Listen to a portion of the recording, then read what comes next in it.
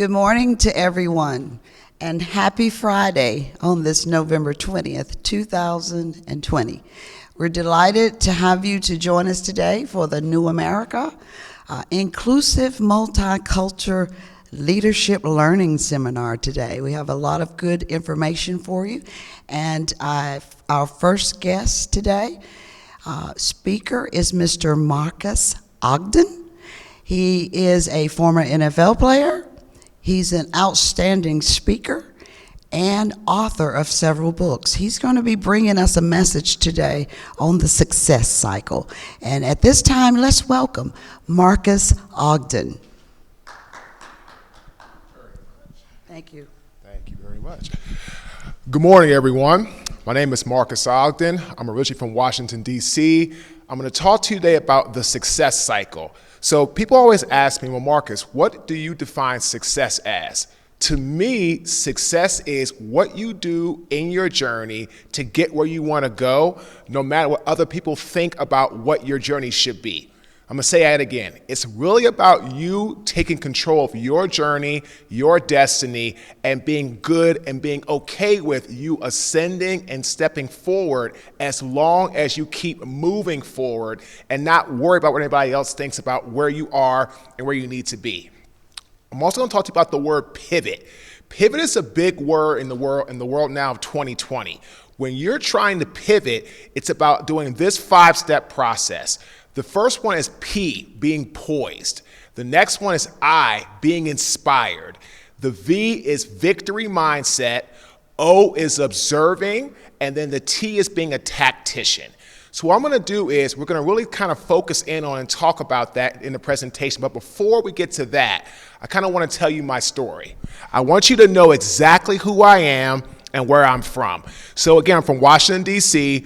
We were raised, my brother Jonathan played in the NFL for 12 years. He's a first ballot Hall of Famer. I played for 6 years for the Jaguars, Ravens, Bills, and for the Titans. When we were growing up, we were actually raised by a single father. I know a lot of people think a lot of times players get raised by a single mother, which is absolutely true. But in our case, we were raised by a single father. He taught us about 3 major things: respecting women, respecting ourselves, education over sports. And our father instilled in us exactly who we are today as men, because without him being that leading example to get where we wanted to go in life, we wouldn't be who we are today. So again, from there, I went to Howard University in Washington, D.C. Howard University is actually kind of special to me because my father also went to Howard University. He was one of the first football players to get a full scholarship for the Bison. So when I went to Howard, it was kind of continuing on that legacy. So I went to Howard University. I was a 4-year starter for the Howard University football team. I actually wanted to be an investment banker. I wanted to work on Wall Street because my father was an econ major and he worked for a Federal Home Loans Bank of New York in their DC office. So I inspired to be like my father. And as a result of that, that was my dream, was to become an investment banker. But in reality, what happened was the National Football League came calling, and I was actually the first, and I'm the only offensive lineman to ever be drafted from Howard University. Now, thinking about that, because it's kind of interesting, because when I went to college, it wasn't about me being a football player. Well, let me go back. I went there to play football, but I didn't expect to be an NFL athlete. So I took a pivot when I was in college and got to the National Football League. I was drafted by the Jaguars. My first year head coach was Jack Del Rio, who actually, it was his first year as a head coach in the National Football League. The one thing that Jack told us that I will never forget, he told us as his drafted rookies, if you want to be successful in life, and if you want to be part of the new Jacksonville Jaguar regime, it's kind of like being part of the New America tour, you have to be your own CEO. And what Jack meant by that was, if you're going to be part of the Jaguars, you have to represent the brand and yourself at all times. From when you're at practice, you're at the facility, you're at home, you're with your family, it doesn't matter. You are your own brand. You are your own CEO. So if you truly want to be the best in life, you have to take charge and ownership of your life. I'll never forget that, and it's been with me my whole life since Jack told us that back in 2003. So the NFL is great. Again, almost 6-year career, played with some great players, Ray Lewis, Ed Reed, my brother. The one thing that the NFL taught me is that at the end of the day, you have to have a positive mindset because you're going to have struggles. You're going to get beat. You're going to have adversity. You're going to have ups and downs. Just like in the new America, we have ups and downs. We're having to pivot through all this stuff going on, COVID-19, all the things happening financially to, socially and to the election.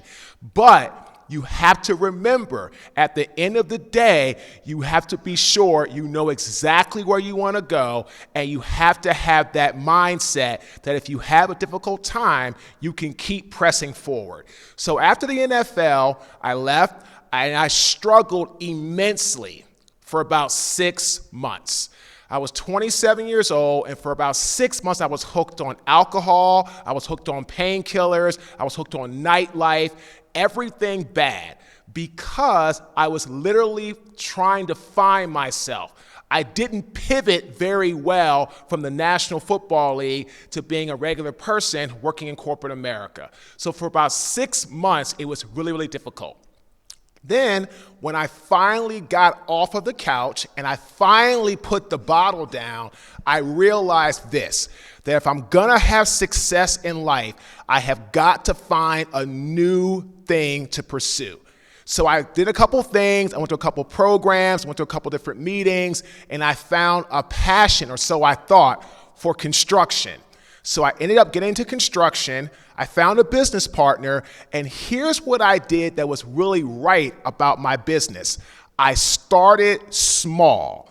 Remember I told you in the beginning of this presentation, success is not about finding what other people want you to do and doing it for their happiness. It's about finding what you want to do for your happiness, but doing it in small incremental steps so you don't end up burning out. So what I did was I started a construction company, and we started the right way. We started small. We did some small residential projects. We did some small things in that lane. Then we pivoted to commercial, but again, we stayed small. We were a concrete contractor. We did sidewalks. We did demolition. We did small things to keep us in line, keep growing. But unfortunately, what happened is when one of my mentors went out of business, there was a huge gap in site work, which is earth moving, excavating dirt, putting down stone, putting in utility lines, storm water, sewer to go into the building. So when he went out, there was a huge gap that was left. A lot of my clients said, Marques, it's the natural progression for you to go from concrete demolition into this space. So unfortunately, I did do that. Now, here's the funny thing. For about 2 years, we had massive success. I became the largest African-American subcontractor in the city of Baltimore and the state of Maryland when I was just 30 years old. We had an 8-figure-a-year business. Now, how did I do that? I was really good at delegating tasks to the right people. I was really good at having internal communications. I was really good at external communications with my clients. In the new America, you need to have these same principles: good internal communication skills, great external communication skills, and you have to learn how to delegate tasks to the right people. As a result of this, we went from a probably $3 million company to a $15 million a year company in 2 years. But here is my downfall. Here is my biggest mistake. When we had success, instead of being very humble, being very godly, living a good purpose-filled life, and being very just appreciative of what we had and what we had built, I became very arrogant. I became very complacent. I became very egotistical. I was the person, if you tried to talk to him, I didn't want to hear you unless you agree with me or you agree with my partner. As a result of that, one of the biggest mistakes I ever made in business was when one of my best employees, one of my C-level executives, I was paying him $120,000 a year back in 2012. And he said, Marques, if we don't make a change, if we don't pivot, we are going to go bankrupt. Now, here's the crazy thing. We had just got a line of credit for $1.5 million from our bank, another line of credit for $1 million to buy equipment, and we were on top of the world. We were having large contracts come in, we were rolling, and all I saw was the money. I didn't see anything else going on. And again, I became a really, really horrible boss instead of a good, solid leader. And as a result of that, my employee said, Marques, if we don't make a change today, in 6 months, we're going to go bankrupt. Now, this was on a Friday. I'll never forget this. I told him, I said, Colin, you're making a mistake. I understand you see the numbers, but I see the bank account. I see the line of credit. I see all the jobs. I see we're rolling. He said, Marques, here's the problem. We have all these jobs, yes, but the one job where we're putting all of our money, we are not getting any money out, and we're not getting other projects done. So on that project I had in 2012, it was a $4 million project.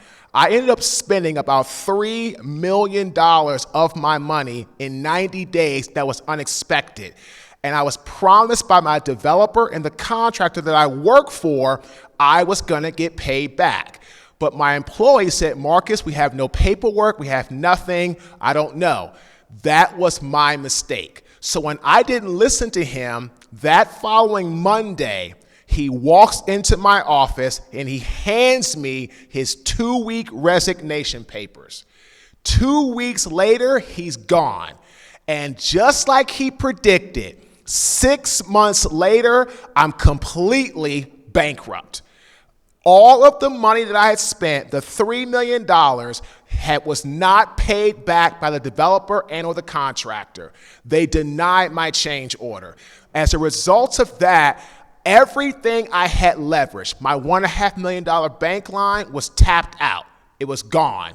My $1 million equipment line, tapped out. It was gone. My money in my personal bank account, gone. My home that I put on the line was foreclosed on. Both of my cars were repossessed in the same day. All of my credit cards maxed out, gone. I put everything on the line, and as a result of me being a really horrible boss and not a good, sound leader, I lost everything. In 2013, I had to move from Baltimore to Raleigh, North Carolina, and when I got to Raleigh, North Carolina, April 2013, I had $400 to my name. That's it.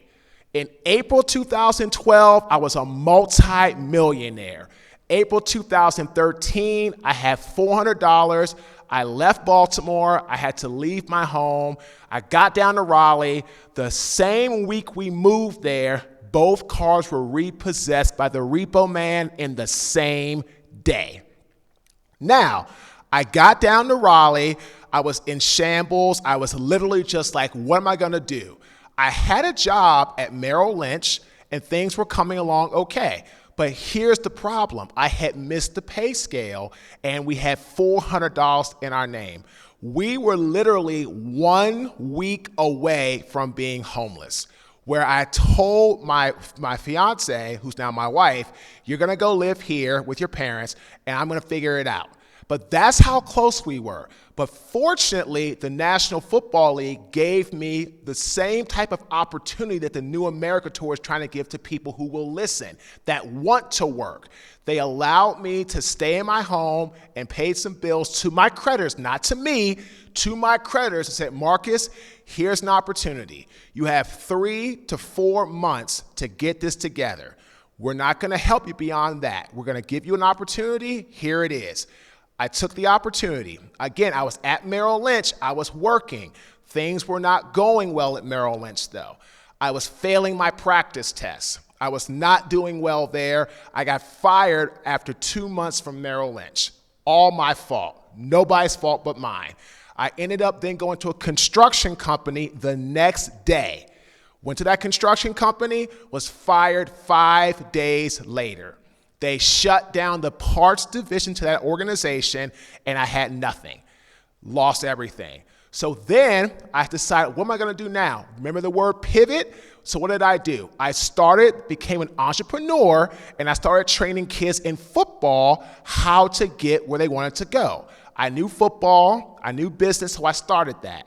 Problem was, a lot of my kids started to move into playing football, going through the season. I had less clients coming to the door. This is what happened that changed my life to be where I am today. One of my clients had a janitorial business. She said, Marques, if you know anybody that needs a job, I'm hiring. I said, what does the job entail? She said, it's a custodian job working from 10 p.m. till 5 a.m. downtown Raleigh on the graveyard shift. I said, how much does it pay? She said it pays $8 an hour. And I asked her one question. Do you need a background check? And when can you start? Well, that's 2 questions. When can you start? She said, no background check. You can start right away. I told her, you have your hire, you have your employee. She said, Marques, why do you want to work for $8 an hour? She said, and I told her, I said this, I have a family to take care of. I need to make money. Things are slow for me. There's nothing beneath me that I won't do to take care of my family. Took the job, started working, and she paid me $8.25 an hour. Was working there starting in September, and then 2 weeks on the job, I had my pivotal moment. 4:30 in the morning, was taking out the trash to throw the trash away like I always do on my shift. There was a rip in the front side of the bag, which I could not see. When I went to throw the trash into the trash can, all the trash from the bag came back on my body. My clothes, my skin, everything. And that was the moment where I said, what in the hell has happened to my life? I threw the trash away, cleaned up the best I could. I sat down on the curb, put my head in my hands, and I started to cry. And I realized, ladies and gentlemen, there was no accountability, there was no ownership, there was no structure in my life. I kept blaming other people for my faults. My business partner, the client, the developer, the contractor, my employees, I just kept blaming everybody else besides myself. In the new America, we talk a lot about leadership, but leadership starts with you taking personal responsibility. Mr. Yankee will be talking about that here in a little bit. It's so important because if you don't take ownership of your life, what do you think is going to happen? When things happen good, you're not gonna take credit for it. If it happens bad, you're going to say, well, okay, well, great, somebody else's fault. This is what happens when we have a life where there's no accountability, no structure, no ownership. We are doomed. So once I figured that out, I came home, I sat down, and I wrote out my strengths. I was good with people. I wanted to tell stories, and I wanted to help others from my mistakes. That's how I figured out to become a keynote speaker. So people say, well, Marques, you want to become a keynote speaker, you must have had a lot of jobs right away. I had a lot of free jobs right away. For 2.5 years, I didn't get one paid speaking job. Think about that. For 30 months, not one paid job.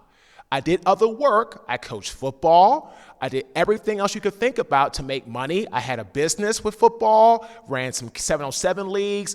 I did all that I could to make money, but no one paid me for my craft.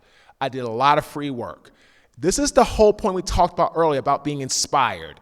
I knew that this was my calling. No matter how much adversity I had to go through, I knew I could help people if I got the chance. Finally got my first paid opportunity April 2016 from Miller Mock College in Wilmington, North Carolina. Took the job, spoke. I kept working, I kept perfecting, I kept getting coached, I kept getting mentored, and today I've worked for 17 Fortune 500 companies. Of the 17, 10 are Fortune 100. I have a great speaking business, I have a great organization, I have great partners and people on the team. We do a lot of things. We've written 2 books, everything you could think of, but again, it's not just me. I had to go through a lot of adversity. I had to go through a lot of failure. I had to go through a lot of hardship to get to where I am. I now have great people on my staff, part of the team, and we have a culture that's built on respect, letting people be included, and not making anybody feel that their information or their thought process is not valued. So again, this is what the success cycle is all about. There's 3 major keys to the success cycle.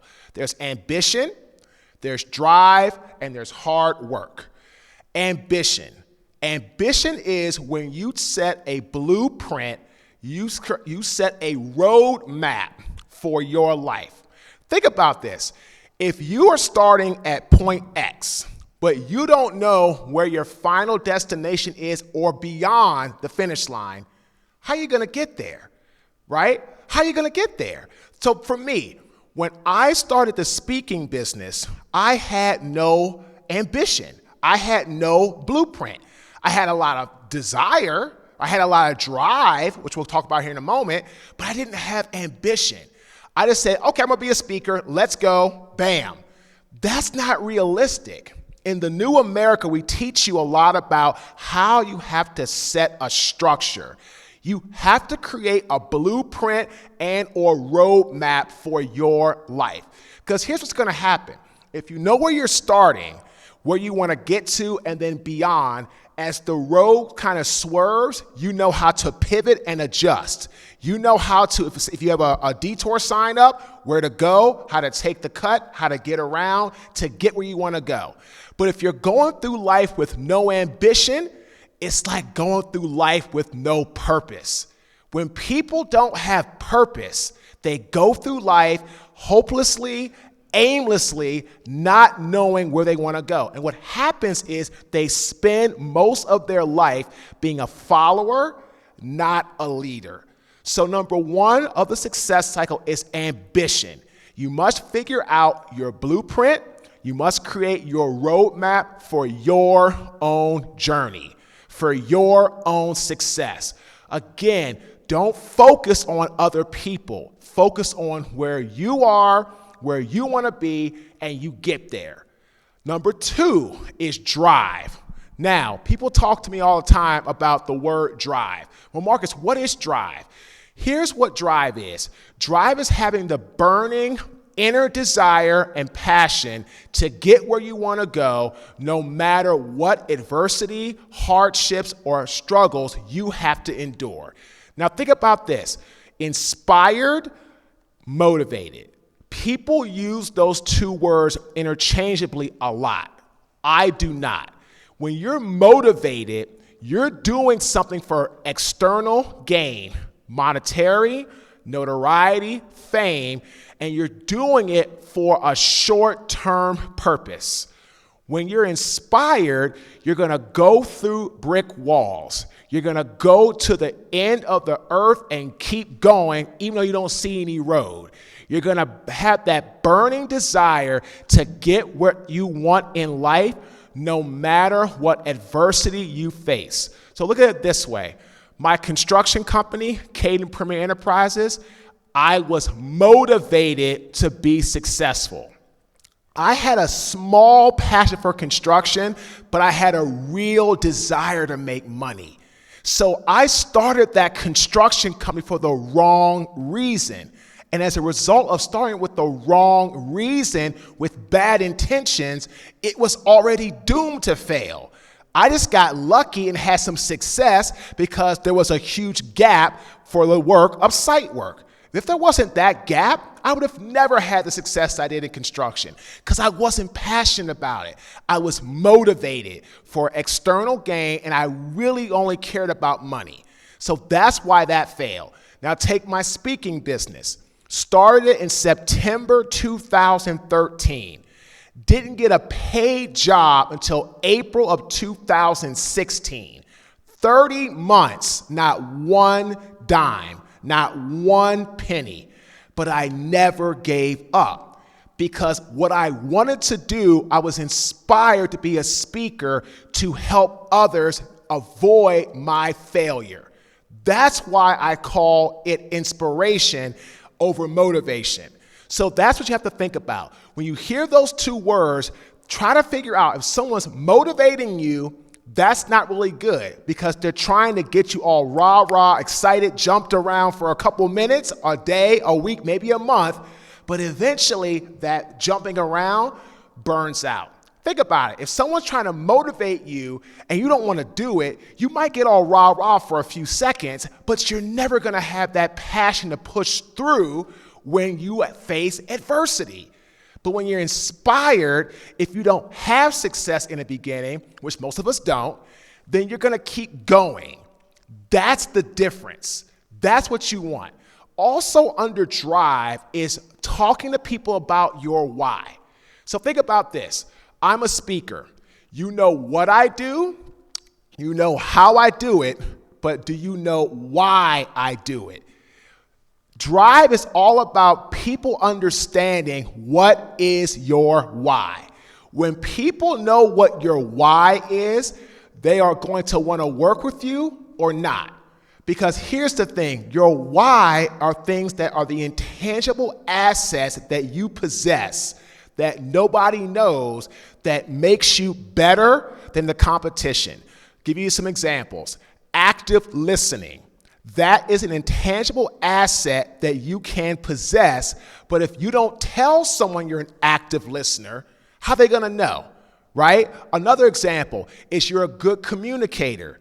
If people don't know because you don't tell them, they're not going to know that, right? So you have to think about things that are really what I call intangible assets that you possess that separate you from the competition. It's like you putting on your elevator pitch. You have your intro, you have your bridge, you have your connect, then you have the ask. So the intro is who you are, where you're from, a little bit about you. The bridge is connecting your old self from what you've done in the past to who you are now in the present form. Connecting is connecting who you are to potential clients by giving them 3 things, intangible assets that you possess that make you better than the competition. And then you have to make the ask. Ask for a meeting, ask for a phone call, whatever you desire. That is the elevator pitch. But it all comes down to what is your why. Again, people know what you do and how you do it, but they don't know why you do it. So in the New America, we talk a lot about why, passion, drive. Then the third part of the success cycle is going to be hard work. Focus on yourself, not the competition. So many young people today get caught up in the social media comparison game. Oh, that person has a Bentley. Oh, they're traveling to Italy. Oh, they own this house. Oh, they own that house. Well, here's the thing. I knew a guy that played in the NFL for a hot second, maybe like a week. He ended up going to see a really nice Bentley in the garage where he was at. Took a picture of the Bentley, put it on his social media, trying to act like it was his. And I knew it wasn't his. But what was he doing? He was trying to make himself look like a big shot. He was trying to impress people. He was trying to live a lifestyle that was phony, that's fake. You don't want to be that. You don't want to focus on what other people have. Focus on what you do best and focus on what you need to do to improve your life. That's hard work. That's when people say Mr. X or Mrs. Y works hard at what they do because they focus on what they need to fix, they need to accomplish to get to where they want in life. Again, take me. As a construction company owner, I was doomed to not be successful, but I learned a lot from that experience. If I hadn't had that failure in my life, I wouldn't be who I am today. Warren Buffett says it best. He'll never invest in a business owner that hasn't failed at least 3 times. Because if you haven't failed, you haven't learned. So again, the success cycle is really about 3 major keys. Ambition, create the blueprint for your life. Drive, be inspired over motivated, and tell people what is your why. And hard work. Focus on yourself and not the competition. And again, the word pivot. I want to make sure I really talk about that for the next 15 minutes or so. Pivot is so important because right now, all of us must pivot in 2020. I don't care who you are, what type of business you're in, what you're doing. COVID has impacted so many people around the entire globe. So when you need to move into different directions in life, you must pivot. But here's the thing. I'm not just going to tell you to pivot. I'm going to give you a 5-step process of how you can pivot. So the first one is P, poised. Think about this. If you're someone talking to a business owner, an individual, and you're looking to maybe do business with them, if you think they are antsy, jittery, stressed out, not focused on getting things done, do you want to work with that person? If they come across just not very smooth, not very confident in what they do, are you going to work with them? Probably not. So being poised is all about having confidence, proper etiquette. It's about knowing what you do best and coming across to people that you meet that you can do whatever the job is that you need to do. So you have to be poised. I have a saying, be cognitive, not emotional. Think things through. Don't be emotional. Don't be irrational. When you're like that, it's very hard to make good, logical decisions. So as you're being poised, it's showing people around you that you are very confident, very assured of yourself, and that whatever you need to do to help them accomplish their goals, you can do it. I tell people all the time, if you help your clients achieve their goals, you are achieving your goals at the same time. It's a process, but it all starts with being poised. The I is inspire. You all know, you've all seen people in business have that, what I call that lump on a log type of demeanor. They're not excited about anything. They're not passionate. They just kind of go through life, no purpose, no excitement. And here's the thing. Nobody wants to be around that.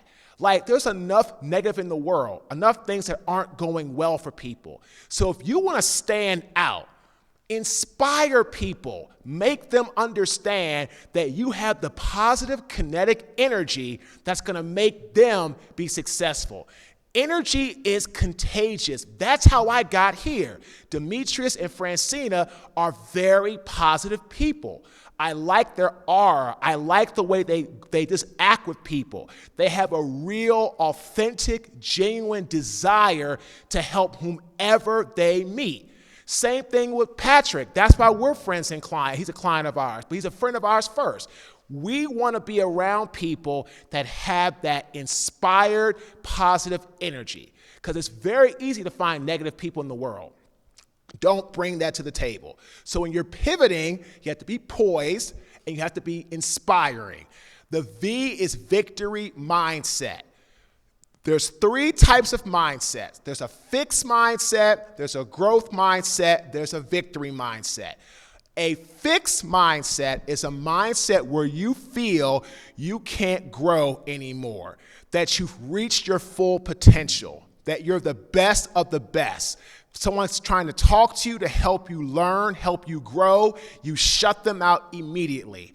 That is the mindset I had when I lost Caden. Remember, I told you one of my best employees said, Marcus, we're going to go bankrupt if we don't change. Did I listen to him? No. Did I even allow him to speak his mind? No. And what happens? The next Monday, he comes in, he hands me his what? Resignation papers. He's gone. 6 months later, I'm bankrupt. So a fixed mindset is the worst toxic mindset you can ever have. Because if that seeps into your people around you, your culture becomes negative, right? Now think about it this way. The way in which the behaviors of your people plus the time it takes them to get there, multiplied by your employees, equals your culture. Again, the behaviors of your people plus the time it takes them to get those behaviors, multiplied by the employees of the company, creates a culture. So if you have a fixed mindset as a leader, that can seep into your organization and it can cause chaos and destruction. Trust me, I've been there. Now, growth mindset. That's a mindset that's good. It's middle of the road. You're concerned about your growth, your development. You're listening to people. You're taking advice. But here's the problem with a growth mindset. You're not concerned about other people around you learning, developing, maturing.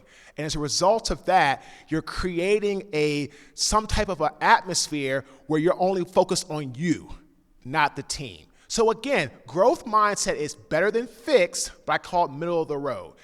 Victory mindset, you're concerned about your growth, your team's growth, your people around you's growth, and as a result of that, you create a culture where everybody wins. When people feel that the culture is one where they can win, they're going to go through a brick wall for you. So again, a victory mindset is one where you worry about your growth, but the people around you's growth. And you're always investing in their development, both personal and professional, and you're continuing to be an open door where they can come and speak to you to continue to build that strong relationship and that strong, healthy culture. The O is observe. Look at what's going on around you. Look at other people in your industry. With 100% of people are able to see what's going on. About 80% of society can process that information, but only about 5% of society can process it and then figure out a plan to make things better for themselves. And only about 1% of society can actually create that plan and execute that plan. So as you are observing, notice tendencies, notice patterns, pattern recognition. When someone in whatever area you are in is doing something, they have a pattern. They either like something, don't like something. They fear this, they love that. Everyone has a pattern. Some of my best clients, I know when I talk to them what's going to get them excited. Some love sports, some love history, some love, just politics. It doesn't matter. Every one of us has a pattern. So as you are observing, figure out and learn how to study pattern recognition. Don't judge people. Don't worry about what they're going through, right? Learn how to be very empathetic. Learn how to be very much of an open ear, active listener, but observe what's going on. As a result of that, you can put yourself in a position to be able to create a plan that you can execute. Anticipate, prepare, execute. That's observe. And then the T is a tactician. If you're going to get something done, you must execute whatever the plan is you set. A lot of people talk to me about strategy. Tell me your strategy one time. I got it. I hear you. But don't just talk to me about that. Tell me how are you going to execute that strategy. How are you going to actually execute what you need to do to get the results you want? That's being a tactician. That is setting up your game plan, but executing it. It is finding out what you need to do. It is getting the results that you want based off what you want out of life. So again, the acronym PIVOT. Be poised. That's confident, assured of yourself. Don't be antsy. Don't be jittery. Be very much poised in how you move forward. I is inspire. Don't do something for short term. Have that long term inner passion to be the best because you love what you're doing. Make it a career, not a job. V, victory mindset. Don't just focus on your growth and development, and don't be somebody that people can't talk to. Trust me, I was that person.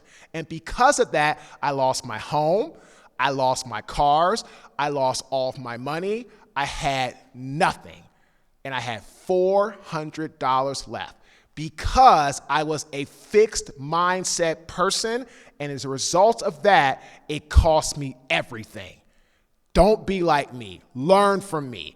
But again, have a victory mindset. Please, please do that. O, observe. Everybody has a pattern. Learn how to look at that pattern, process that pattern, and then try to create a plan based off your observations. Don't judge. Be empathetic and be an open ear. And then T, be a tactician. Whatever you create, whatever roadmap you feel that's going to get you where you want to go, don't just talk about it.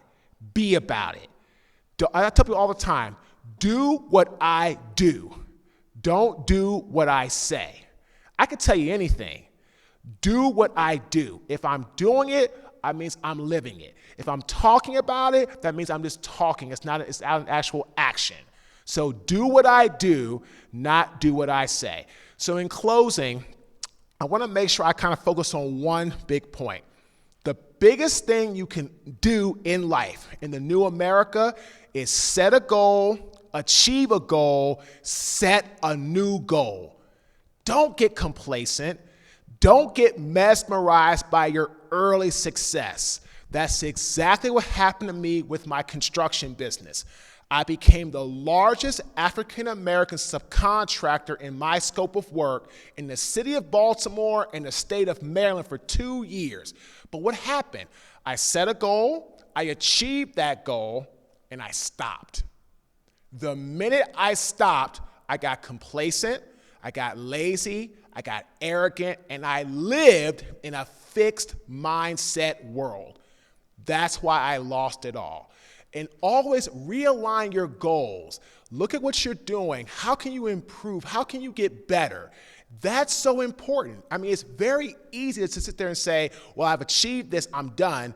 But great people, great leaders are always forward thinking, always pushing forward. And when you're doing that, it's putting you in the best light. So again, set a goal, achieve a goal, set a new goal.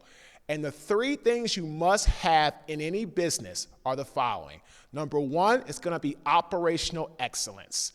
However you do something, have great internal communication skills, have great external communication skills, delegate tasks to the right people. Number 2, have a quality product. Whatever you are serving or selling to people, invest money, invest time to make it the best quality product on the market. Trust me, you want to blow your competitors away, you have to have a great quality product. And the 3rd, excellent customer service. When your customers give you feedback, positive or negative, constructive feedback, learn how to take that feedback and implement it to make you and the business better. Constructive feedback builds empires. People who don't listen to it, it can cause chaos and destruction. So again, 3 things you must have to have any successful business: operational excellence, quality product, and excellent customer service. And the final remark, you have to believe it before you see it. If you don't believe in your own success, why would anybody else? So long before you see success, because again, I've been doing this for 7 years. It took me 2.5 years for my first paid job, didn't quit. If I didn't believe in myself, I'd have quit after 6 months. So you have to believe it before you see it. If you do that, you can have whatever your heart desires. Thank you. Okay, you want to ask a question, Don? What was the ambition behind you becoming a speaker? That's an excellent question, Don. The ambition and reason for me becoming a speaker was I had become a statistic. And the statistic was that 78% of NFL athletes file a bankruptcy 2 to 3 years after retirement. Now, I didn't do it in the 2 or 3 year mark, but I hit it around year 5 or 6, unfortunately. As a result of that, I had become a statistic that I had so dreaded to become. And I started speaking because I wanted to be able to bounce back. I wanted to really help former athletes, especially NFL athletes, not go through my issues of bankruptcy and the hard times that I went through. So it's really about helping others learn from my mistakes so they wouldn't become and live the life that I did when I had to file a bankruptcy. Yep. Marques, could you talk a little bit about what it takes to be a tactician? One of the things I focus on in my business is preparation, so maybe you could touch on that a little bit as well. Absolutely. So great question, Dave. So becoming a tactician is really about being prepared to make a plan of action, but make it in steps that you can accomplish without feeling that you can't reach those goals. So many people in life set lofty goals, which is fine. But in order to really achieve and have a tactician mindset, I learned this from Coach Del Rio. Set realistic goals, achieve those, and keep moving forward. Because when people set too lofty of goals and they don't achieve them, it discourages them and they stop and they get frustrated. And that's kind of happened with me with construction.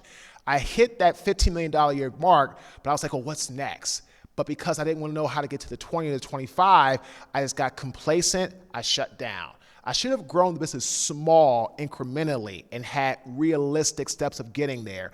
And I learned about preparation a lot, again, from Coach Del Rio and also Coach Mike Malarkey in Buffalo. Talked a lot about if you're gonna, because we were playing that, we had the New England and Miami in that conference, and he talked about if you're gonna play the best, you have to be the best. You have to prepare like you're going to be the best. So we would always practice at a high tempo, a high level, which helped us have a good football team in Buffalo under Mike Malarkey. So a lot of my coaches talked about that, and it helped me to prepare to who I am today as a tactician in our speaking business. Yes, sir. Thank you. Absolutely. You have a question, Demetrius? Okay. Well, I'll think and I'll tell you. Oh, we have a question. I'm sorry. Oh. I had a question on the screen. Jason asked, how can we stand out in a saturated market? Great question, Jason. So what you have to do to stand out in a saturated market is you have to really focus on and talk about in your marketing intangible assets that you possess that are going to help you get to that point. And it's really, really important that you set that marketing to talk about things that you do well, that people wouldn't think you do well, that would separate you from the competition. So take us as a speaker. We really focus on our mantra of inspiring people to take accountability. If you don't know me and don't know anything about me, if that wasn't our tagline, you'd be like, oh, it's another speaker, cares about himself, talks all the time, doesn't learn how to listen to people, doesn't care about getting anybody inspired. He's all up there for their own satisfaction. But because of our mantra being we inspire you to take accountability, it helps us stand out. So Jason, in marketing yourself in your industry, focus on intangible assets that you possess that people wouldn't know about you unless you brought it to light, and then put a lot of that into your marketing material to help you stand out from the competition, which should help you gain more of market share in your business. Yes.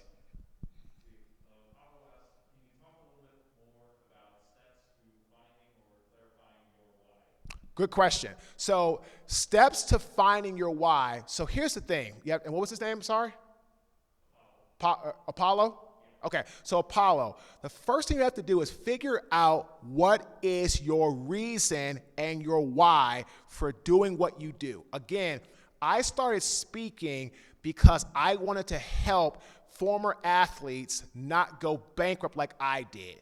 So what you need to do is, once you figure out what your why is, start making action steps towards achieving that why. So for me, what I felt I needed to do, Apollo, was I need to start talking to different football programs, youth football sports, youth football, middle school, high school, because I knew I wasn't going to get to retired players because I had no credibility. So I started making small action steps towards my goal by coming into some type of similar lane, even though it wasn't where I wanted to end up.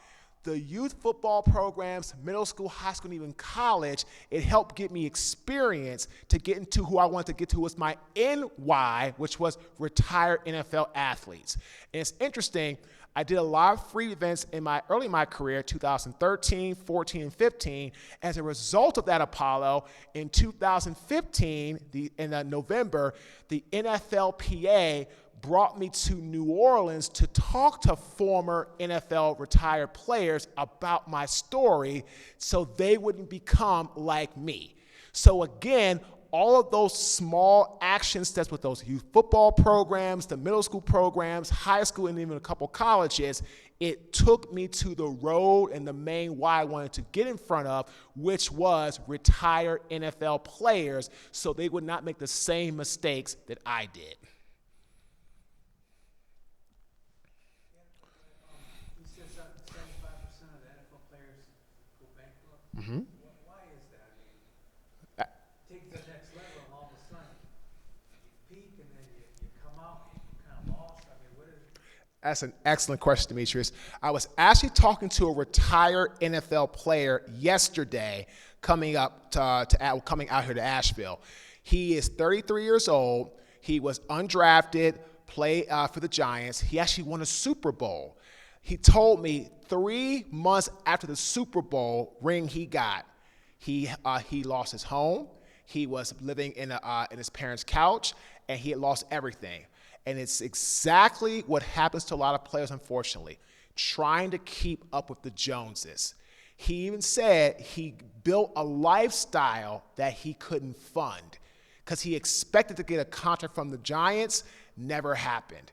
And when that didn't happen, he didn't have any source of income. He had been spending money like it grew on trees. And he was just expecting to get that next contract. Never happened. And as a result of that, his capital, his money coming in to take care of his living expenses, he couldn't do it. He got over leveraged. So what I tell players is, 'cause I do a lot of speaking right now for NFL teams. One of my best clients is the Buffalo Bills. I tell their rookies, create a budget. Don't keep up. If you're a first-year player, don't try to keep up with a 10-year vet. They've been playing for 10 years. They're making more money than you are. Don't worry about what they do. Do what you do. Again, back to hard work. Focus on yourself, not the competition. So I tell the Bills rookies every year, focus on you, do your job, be a great teammate, a great locker room guy, and create a budget. And I was talking for the Bills. It's nice to see now, like Josh Allen. I talked to him when he was a rookie, and it's good to see these guys doing well. They're having great success. They're getting new contracts, but all of them have said the same thing. Marcus, what you helped us to learn helped us stay on track so we wouldn't make the same mistakes you did. And that's now why one of my big whys is to help players, retired and current, learn from my mistakes. Isn't also a lot of it have to do with the mentality that the amount they're making now is going to last forever, when in reality NFL players' careers have a very short shelf life versus your average person that goes to business school or even a vocational school, they can work for 40 years. So isn't that part of it? Oh, absolutely. It's that, and again, it's like you feel that you're in, like every 22-year-old, 21, 22-year-old rookie feels their career's going to last forever. They just feel that. But that's not the case. It's like 1.3-year average. And if you're lucky, and here's what happens, people see Tom Brady and Peyton Manning and Drew Brees. Like, that's the 1% of the 1%. Those are the anomalies. That don't happen very often. So I tell them, just be prepared. If you play for 20 years, great. But if you play for one, that's fine too. But save what you have. And I tell the guys all this all the time. Use the resources you have with the team right now. Because if you're not on the team, then the resources that you have are not available to you. They're not, because they have to worry about the guys that have made the roster. So you're correct. They feel it's going to last forever, but nothing lasts forever. It all comes to an end for all of us. For all of us. That was. Yes, Don.